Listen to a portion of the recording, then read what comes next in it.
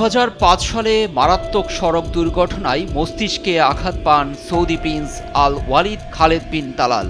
এরপরই চলে যান কোমায়। 20 বছর ধরে এ প্রিন্সের ঘুম ভাঙার অপেক্ষায় ছিল রাজ পরিবার, কিন্তু ঘুমন্ত শাহজাদার আর ঘুম ভাঙল না। সবাইকে কাঁদিয়ে শনিবার না ফেরার দেশে 36 বছর বয়সী আল ওয়ালিদ। তার মৃত্যুতে তাৎক্ষণিক সমবেদনা জানিয়েছেন যুবরাজ মোহাম্মদ বিন সালমান সহ রাজ পরিবারের অন্যান্য সদস্যরা। চিকিৎসকরা আগেই জানিয়েছিলেন প্রিন্সের সুস্থ হওয়ার কোনো সম্ভাবনা নেই।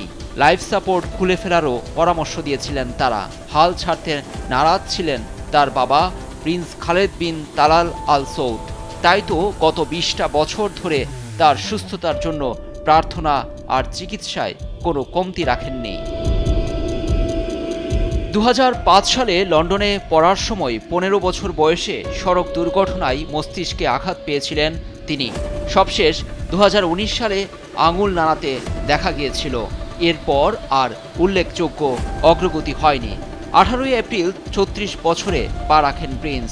রাজ পরিবারের সদস্যরা তার ছবি শেয়ার করে জানান শুভেচ্ছা। কয়েক মাস না যেতেই চিরনিদ্রায় প্রিন্স আল ওয়ালিদ। লুৎফর কবির, নিউজ ডেস্ক, দেশ টিভি।